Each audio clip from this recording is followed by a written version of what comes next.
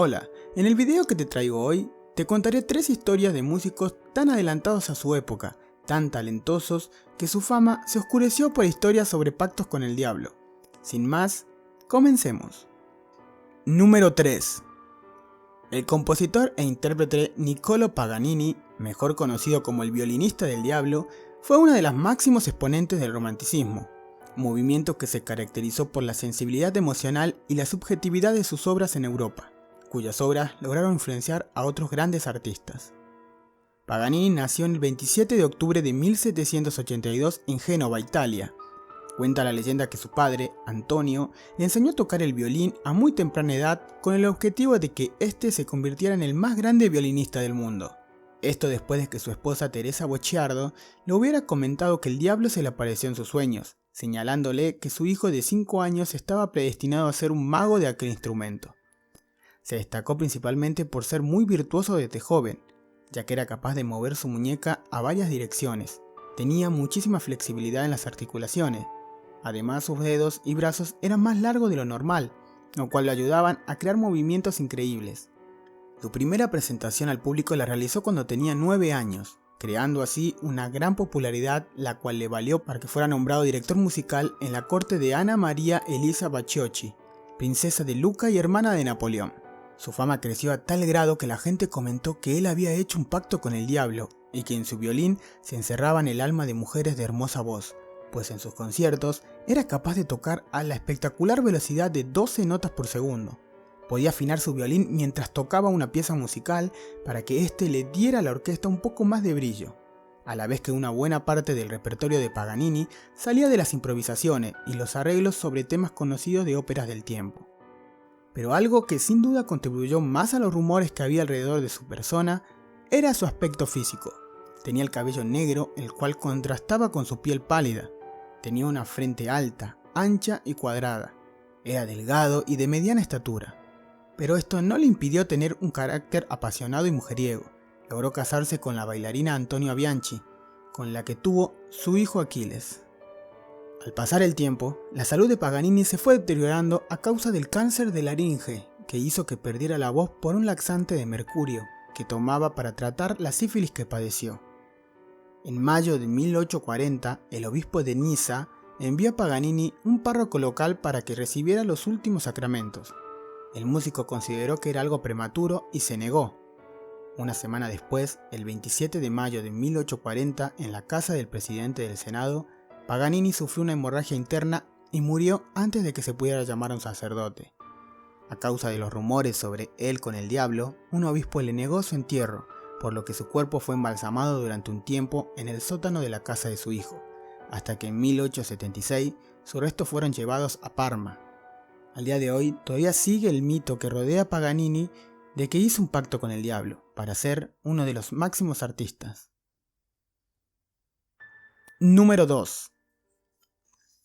A la hora de realizar una composición musical, entran en juego numerosas variables que condicionan al autor, le ayudan en su conocimiento musical, sus influencias y el dominio de sus instrumentos.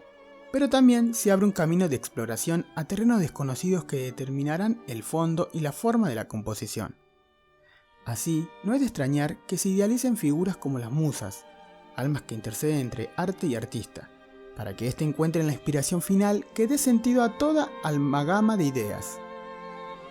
Y luego está el caso de Giuseppe Tartini, cuya inspiración recorrió terrenos aún más oscuros.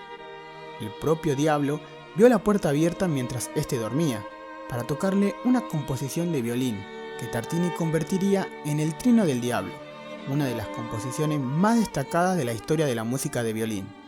Giuseppe Tartini nació en 1692 en Pirano, pertenece a la antigua República de Venecia y actualmente Pirán, ciudad de Eslovenia.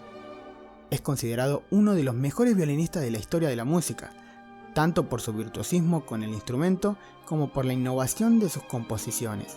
Fue el mayor exponente del violín hasta la posterior llegada de Niccolò Paganini, al que ya hablamos anteriormente en este top. A la edad de 21 años, Tartini se encontraba recluido en el convento de San Francisco de Asís, en Italia. Según su testimonio, durante una noche, mientras dormía, el diablo se le apareció pidiendo ser su siervo a cambio de que el músico le vendiese su alma. Tartini aceptó el trato, pero retó al diablo a tocar una melodía romántica al violín, creyendo que éste no sería capaz de semejante desafío. En palabras de Tartini, esto fue lo que pasó a continuación. Mi asombro fue enorme cuando lo escuché tocar, con gran bravura e inteligencia, una sonata tan singular y romántica como nunca antes había oído. Tal fue mi maravilla, éxtasis y deleite que quedé pasmado y en una violenta emoción me desperté. Inmediatamente tomé mi violín deseando recordar al menos una parte de lo que recién había escuchado, pero fue en vano. La sonata que compuse entonces es, por lejos, la mejor que jamás he escrito y aún la llamo la sonata del diablo, pero resultó tan inferior a la que había oído en el sueño que me hubiera gustado romper mi violín en pedazos y abandonar la música para siempre. El Trino del Diablo o Sonata del Diablo se convirtió en el mayor éxito de la carrera de Tartini y aún hoy fascina por su tremenda belleza y complejidad de ejecución.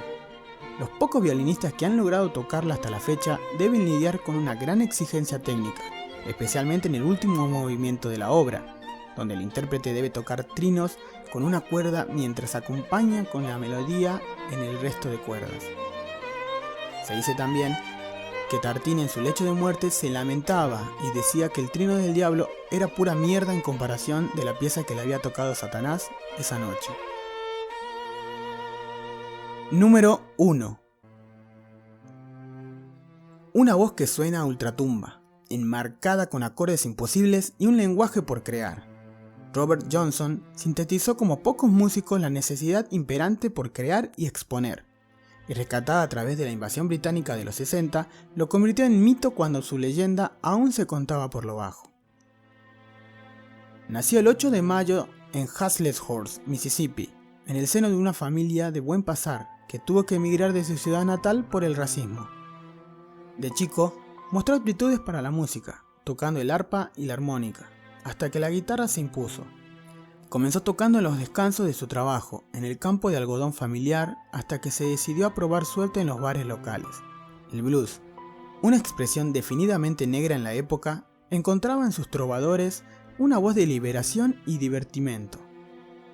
Los documentos que cuentan la historia de su vida, sumados al boca en boca, dan a cuenta de que Johnson no tenía un gran talento durante sus años formativos e incluso era objeto de burlas de otros blueseros icónicos como Son House y Charlie Payton.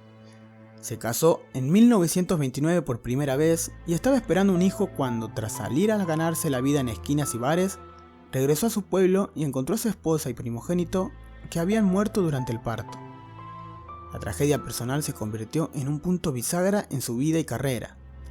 El músico Son House, que conoció a Robert Johnson en esa época desgraciada y en un principio lo recordaba como un guitarrista pésimo, carente de talento, contaba que Robert Johnson desapareció durante unos meses y que volvió convertido en un maestro supremo de la guitarra. Ahí comenzó la leyenda del diablo, de la que el propio Johnson mencionó más de una vez. Decía que en efecto había vendido su alma. Investigaciones posteriores indican que House no tardó unos meses, sino más de un año en reencontrarse con Johnson. Pero en cualquier caso, Robert Johnson aprendió a tocar, cantar y componer ya adulto y en muy poco tiempo para convertirse en quien hoy es considerado como el mejor bluesman de todos los tiempos.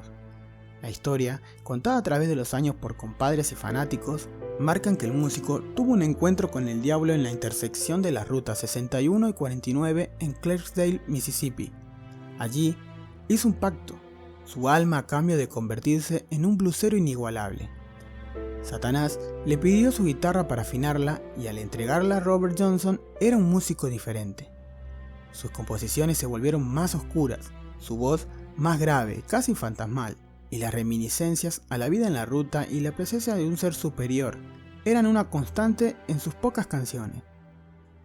Johnson murió el 16 de agosto de 1938 y, como casi toda su vida, las circunstancias alrededor del hecho son erráticas y varían según quien cuente la historia.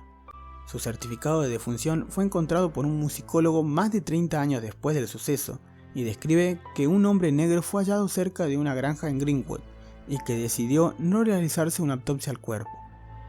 La leyenda de mayor circulación es que murió envenenado por un marido celoso después de que su esposa lo engañara con el músico. Otra teoría dice que habría muerto de sífilis. Existen 3 tumbas del bluesero y se estima que ninguna es real. sino que su cuerpo fue arrojado en una fosa común cerca del lugar de su muerte. Así fue como estos 3 músicos pasaron a ser conocidos como personas que hicieron un pacto con el diablo. 3 historias de personas que lo tuvieron todo, pero a la vez no tuvieron nada. Espero que te haya gustado este video. Si es así, no te olvides suscribirte y darle like. Nos vemos en el siguiente.